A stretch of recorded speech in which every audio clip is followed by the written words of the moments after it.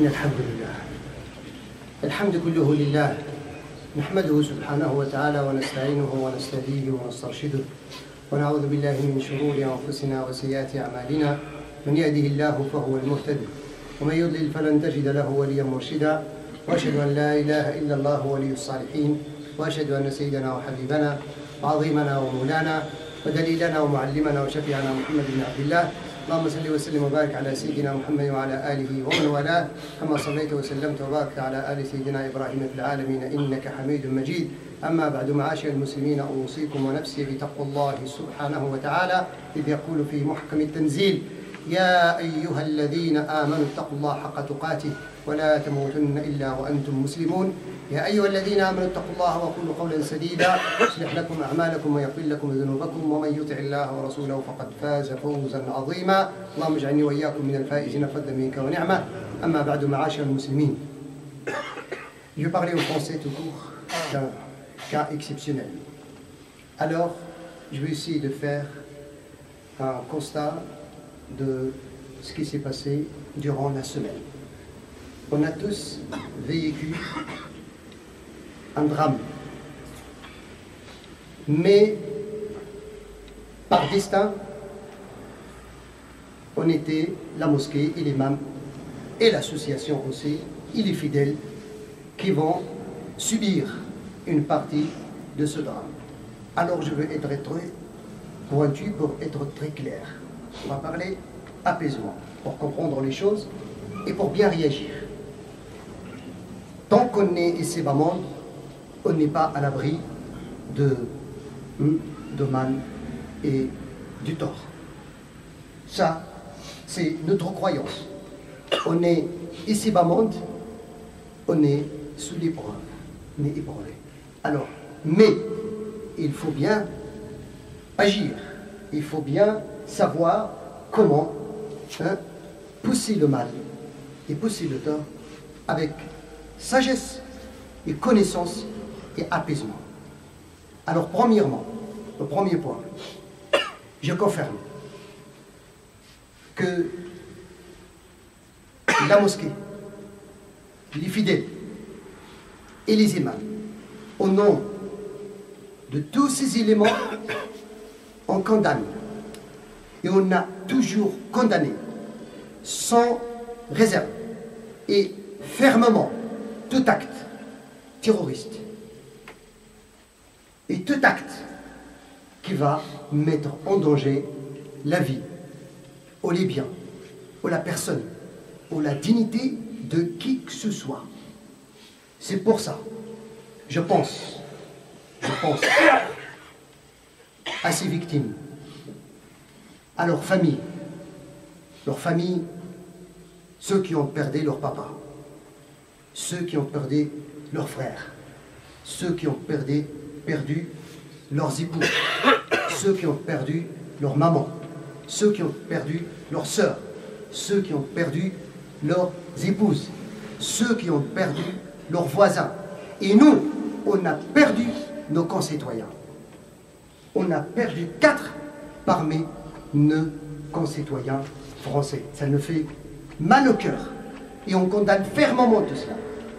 Et comme vous le savez, ça fait 2 jours, en Allemagne aussi, il y avait le lieu de culte de nos amis juifs qui a été attaqué. Il y a je ne sais plus combien de morts. On leur apporte notre soutien et notre solidarité avec eux. C'est nos amis, ils ont leur culte, ils ont leur religion. Ils doivent être aussi en sécurité. Ils doivent réjouir de leur culte. C'est leur culte. Ils ne doivent pas être terrorisés, ni tués, ni stigmatisés, seuls parce qu'ils sont des juifs, ou chrétiens, ou musulmans, ou sans religion même. Alors, ça c'est la ligne principale de notre mosquée. Et certainement, ce n'est pas de la majorité de vous, c'est de vous tous. Certainement. J'en crois que tous les fidèles qui fréquentent cette mosquée, ils partagent avec moi et avec l'association cette ligne Alors pour qu'on soit clair et net. Et on va toujours condamner. Et on a toujours condamné. Et alhamdoulilah, les prêches, ils sont enregistrés. Deuxièmement, je tiens à remercier le soutien de la municipalité, la ville de Gonesse, et surtout au nom de M. le maire, Jean-Pierre Blasé, avec son communiqué de soutien et la parole et le message qu'on a reçu aujourd'hui aussi de la municipalité. C'est un témoignage courageux et c'est un témoignage qui me soutient parce qu'il nous connaît de près. Je tiens à le remercier infiniment et j'ai mes hautes reconnaissances de ce qu'il a fait parce que c'est quelqu'un qui est plus proche de moi. Je n'ai pas encore l'occasion de le voir parce que personnellement, depuis le jeudi dernier jusqu'à hier, j'ai une pression médiatique insupportable. Je peux vous dire que c'est... Je dors peu, mais tout ça, alhamdoulilah, et je tiens aussi à remercier l'association et les fidèles qui ont montré une solidarité exemplaire et un soutien exemplaire. C'est pas avec moi, parce que croyez-moi, j'ai découvert beaucoup de choses à travers les médias, et parfois, parfois je reçois les appels des médias qui confèrent, il faut que je me déplace pour m'exprimer à 7 h du matin. Vous avez vu tout le vu, à 7 h du matin. Et j'y vais. Pourquoi? Parce qu'on doit éclaircir notre opposition. On doit connaître. C'est pour ça, nous, moi, mon grand souci, ça a été, c'est pas ma personne. Parce que moi, je me connais. Il n'y a personne qui va me montrer moi-même. Moi, je me connais. Je sais. Qui suis-je? L'imam Ahmed, pareil. Alhamdoulilah, c'est innocendé. Mais, savez-vous, où est le problème par comprendre? Il suffit que ce que j'ai découvert moi, depuis qu'on a découvert que l'assaillant est converti à l'islam et voisin de la mosquée X, fréquente la mosquée X, tout de suite, je ne veux pas mettre tout le monde dans un panier, ce n'est pas tous les médias, tout de suite, certains médias, ils ont trouvé sur quoi accrocher leurs accusations.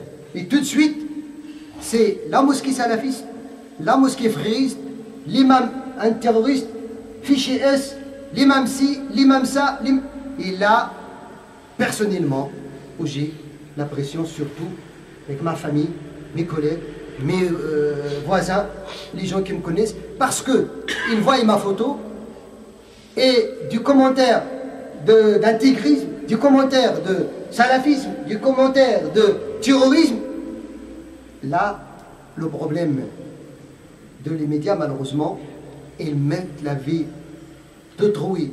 Et ma vie a été mise en danger durant cette semaine et peut-être jusqu'à quand. Alors là, pourquoi? Parce que quand on voit la photo, il y a des gens, les maladroits aussi, malheureusement, qui ne vont pas chercher à comprendre. Il a vu la photo, il a vu l'imam et la mosquée, il ne vont rien savoir. Alors tant que celui-là, il a tué les citoyens français, et la cause, c'est l'imam et la mosquée, peut-être il va venir le faire du mal. C'est là où les médias, ils font l'erreur. Parce qu'en fin de compte, hier, après ma présence dans parmi les plateaux, c'est bon, c'est éteint. Et un journaliste m'a dit directement, comme ça, court. Malheureusement, ils ne le disent pas dans les plateaux. Il m'a dit une phrase. Vraiment, parfois, il parle, parfois on fait n'importe quoi. Je crois on doit vous laisser tranquille. Mais le mal est fait. Malheureusement.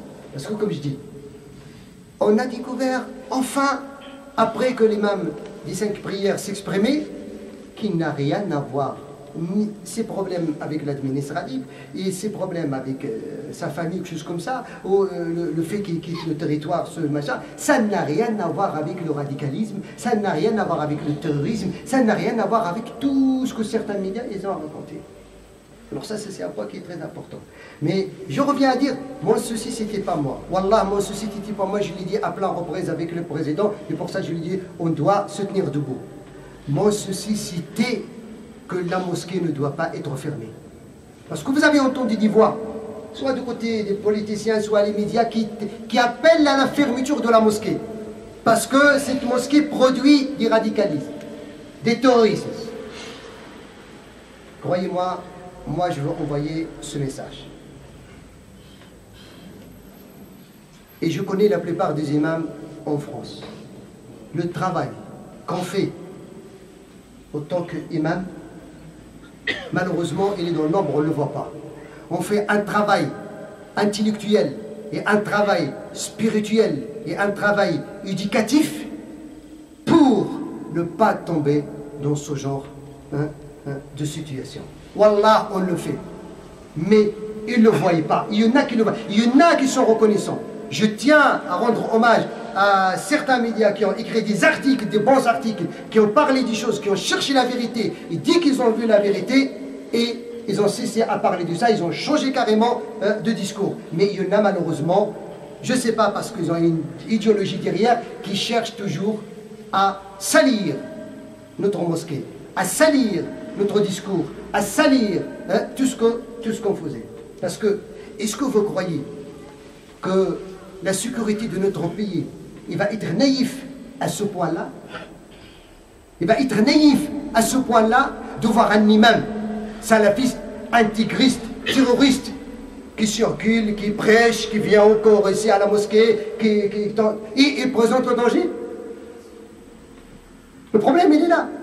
Mais la précipitation de certains immédiats et coller des étiquettes injustement à moi personnellement et à notre imam et à l'association et à la mosquée, parce que la mosquée d'une façon ou d'une autre, elle était classée sur la surveillance.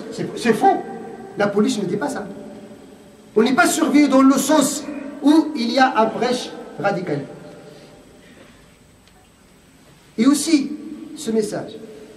Notre mosquée n'est pas ni salafiste, ni frériste, ni marocaine, ni algérienne, ni turque, ni que ce soit. Notre mosquée, il est tout simplement musulmane française. Tout court.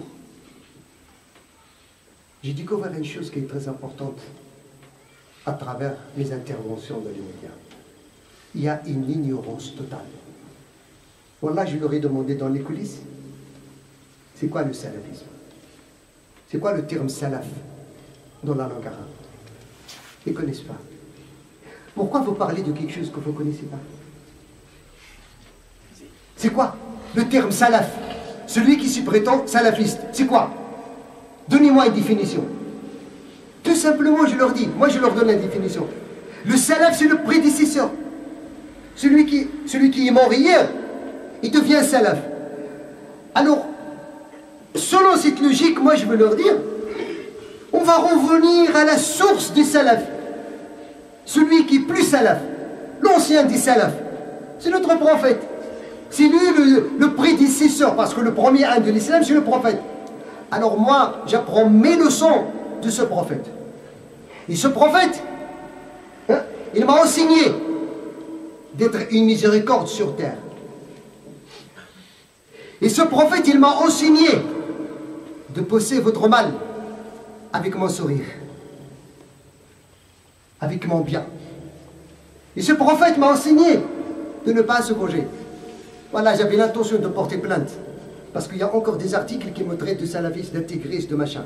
Mais je dis, j'ai bien réfléchi, je ne veux pas porter plainte. Même si j'ai le droit. Pourquoi? Parce que je me rappelle de ce salafiste qui est mon prophète, quand il est venu à la Mecque, dont il était chassé, dont il était torturé. Il est venu avec sa force. Il a dit à ceux qui l'ont torturé, qu'est-ce que vous pensez que je fasse de vous? Ils l'ont dit, frère généreux d'un fils, d'un père généreux. Il a dit alors, je vous pardonne. Croyez à moi ou pas croyez à moi, croyez à Dieu, pas croyez à Dieu, faites ce que vous voulez, vous êtes libre. Je ne veux pas me venger. Il n'a jamais se venger. Tant que ça intéresse ma personne, ça me... Alors c'est ça. Notre message, c'est ça. À celui qui veut y croire. Celui qui ne veut pas y croire, et même dans la loi, le fait de se prétendre salafiste, ce n'est pas un délit. Ce n'est pas un délit. La loi française ne considère pas une personne qui se prétend même devant tout le monde qu'il est salafiste, tant qu'il ne prêche pas, tant qu'il n'incite pas à la haine et à la violence, c'est pas. Mais malheureusement, on ne comprend pas, ça veut dire quoi les salafistes. Et parmi les choses qui sont très étonnantes, aussi notre mosquée et votre imam, il est salafiste et en même temps frériste. Vous voyez? Ça veut dire, il est salafiste et avec les frères musulmans. Et la plupart du temps, c'est des choses qui sont jamais dans la même ligne. Et comment tu peux être? Parce que le problème, c'est quoi? C'est vraiment, pourquoi j'appuie sur ça? C'est très important. Les frères musulmans, soi-disant, moi, je vous ai déjà dit, vous me connaissez, j'ai aucune étiquette. Et ça ne veut pas dire que je bannis, les frères musulmans, ou je bannis celui qui prétend salafiste. C'est son problème, c'est ses idées. Je peux être d'accord avec lui dans certains points, je peux ne pas être d'accord avec lui sur certains points, mais personnellement, j'ai aucune étiquette parce que je sais que ça ne sert à rien. Moi, j'ai un cursus scientifique. Et mes prêches et mes idées, c'est selon ce que j'ai appris personnellement de la loi canonique et la théologie musulmane. C'est tout. Je ne cherche pas les frères musulmans qui me disent « dis ça » ou « ne pas dire ça ». Ça, c'est très important. Mais on ne connaît pas ça. En vérité, les frères musulmans, malheureusement, on l'accuse de deux côtés. Les frères musulmans, au niveau de certains immédiats et certains politiques, ils sont agressifs, ils appellent à la haine. Et les frères musulmans, vis-à-vis des salafistes, vis-à-vis d'une partie des musulmans, c'est des musulmans light. Regardez, c'est deux faces à une pièce. De ce côté-là, les médias ils disent les frères musulmans, c'est rigoureux, c'est politique, c'est rigoureux, c'est intégriste. Et chez les salafistes, chez une partie des musulmans, c'est des musulmans light. Qui disent, c'est pas grave, on accepte tout, les frères musulmans, ils sont faciles, ils sont... Alors, je ne sais pas, on va croire à quoi? L'essentiel, notre ligne et notre doctrine au sein de notre mosquée, et ce que je partage avec l'association en travaillant, c'est qu'on est des musulmans français.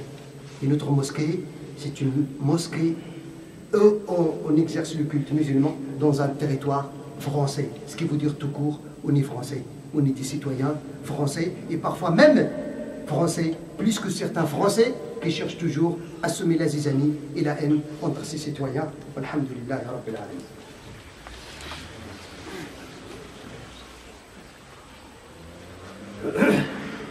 Alhamdulillah, Rabbil Alamin, hamdan kathiran tayyiban barakan fihi wa sallallahu wa sallam ala sayyidina Muhammad nabi wa ala alihi wa sahbihi amma ba'd. Je finis avec un point qui est très important. À travers les commentaires, comme vous le savez, j'ai reçu des menaces que même certains journalistes ils ont filmé mais ils n'ont pas publié dans ma chaîne YouTube. Mais parmi les menaces, à éliminer d'urgence, c'est un faux, c'est un danger pour la nation. Comme ça tout court. C'est pour ça que je vous dis malheureusement, les médias, ils ont mis ma vie et la vie de ma famille en danger.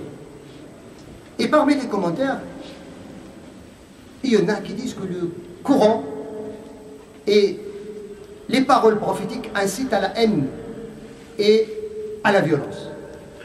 Je ne vais pas faire tout un prêche pour répondre, j'ai répondu à certains. Mais savez-vous, moi j'avais une ligne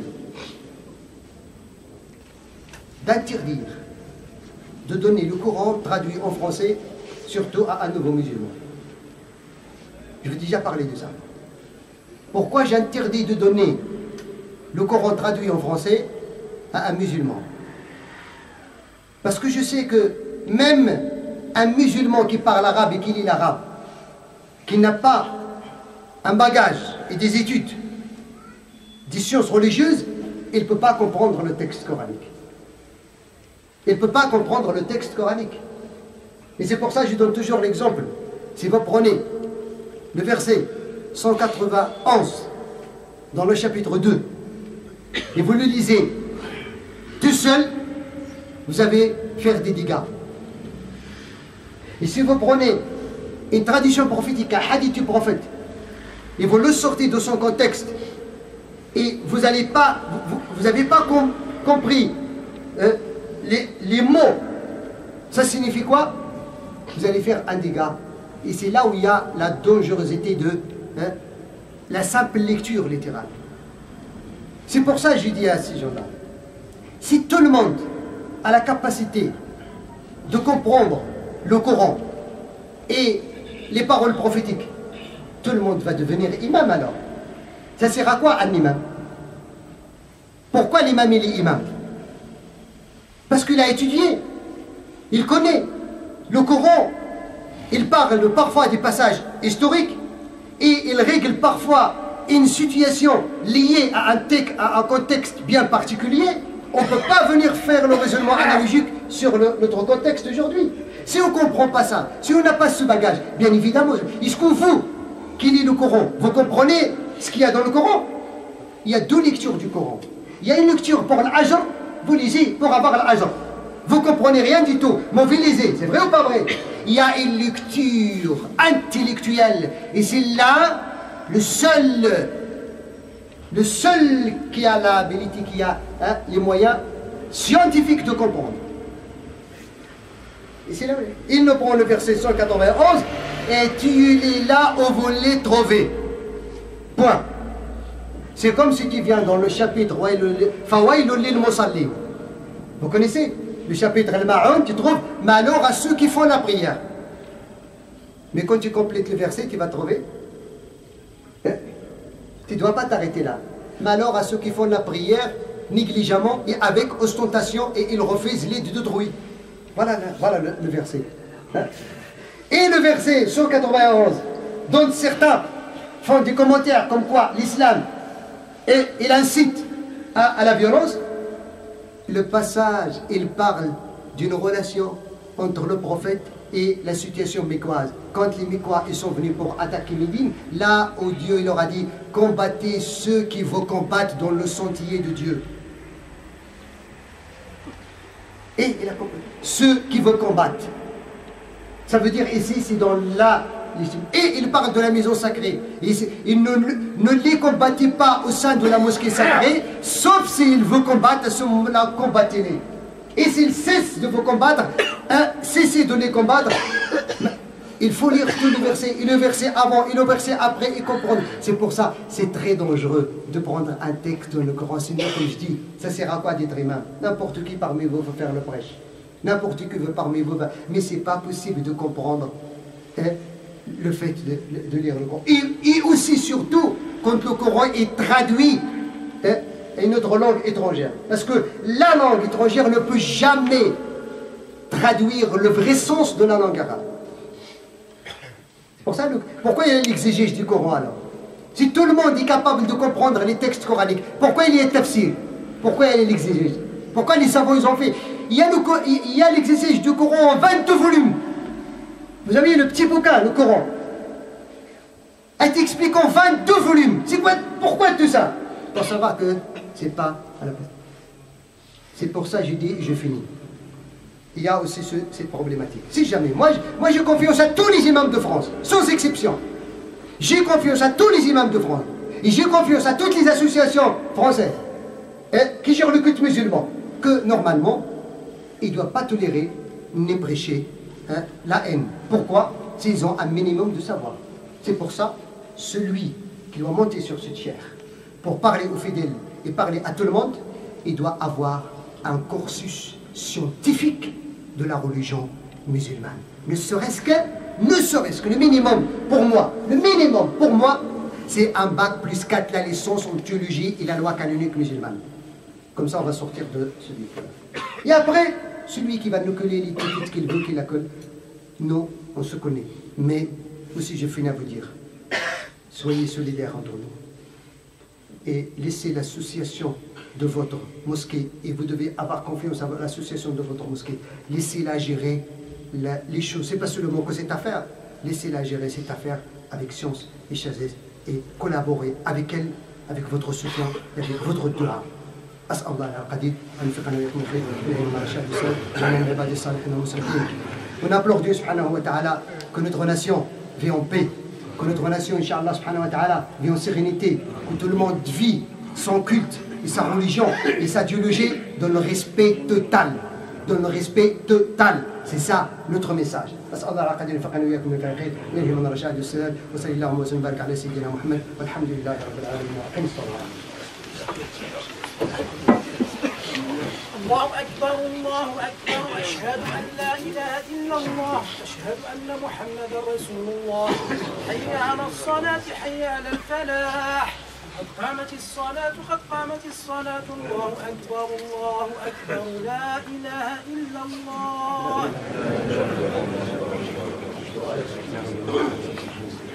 استمعوا اعتدلوا رحمكم الله. راس واعتدلوا. الله أكبر.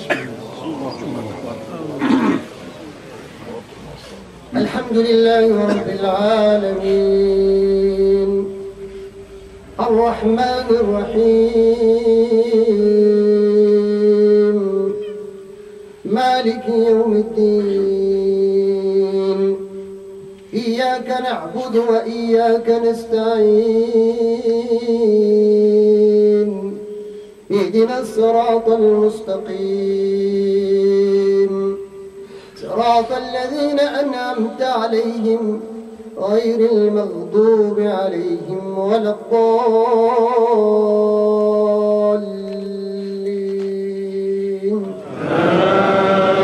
آمين.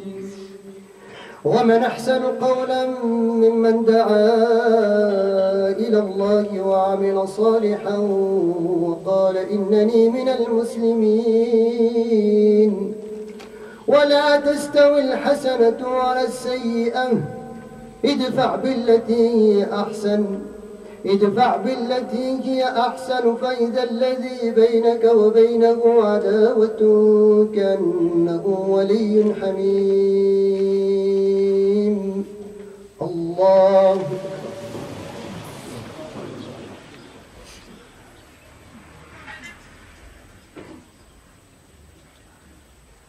سمع الله لمن حمده.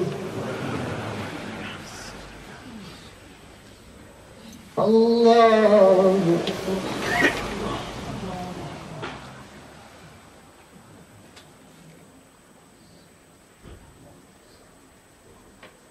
الله أكبر.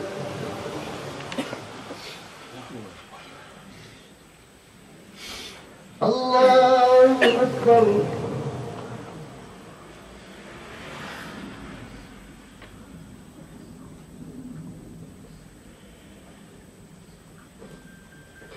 الله أكبر. الحمد لله رب العالمين الرحمن الرحيم مالك يوم الدين إياك نعبد وإياك نستعين اهدنا الصراط المستقيم صراط الذين أنعمت عليهم غير المغضوب عليهم ولا الضالين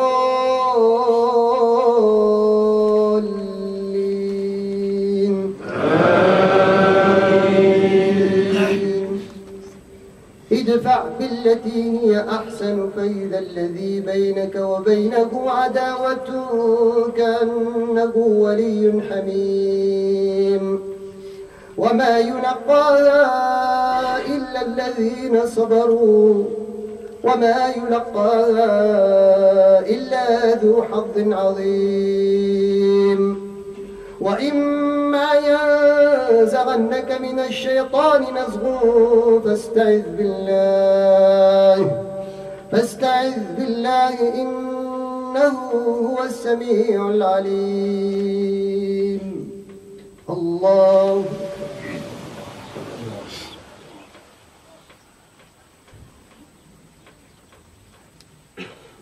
سمع الله لمن حمده. الله أكبر.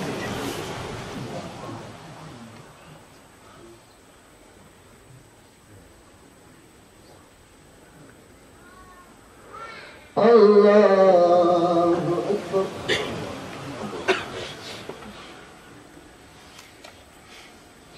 الله أكبر.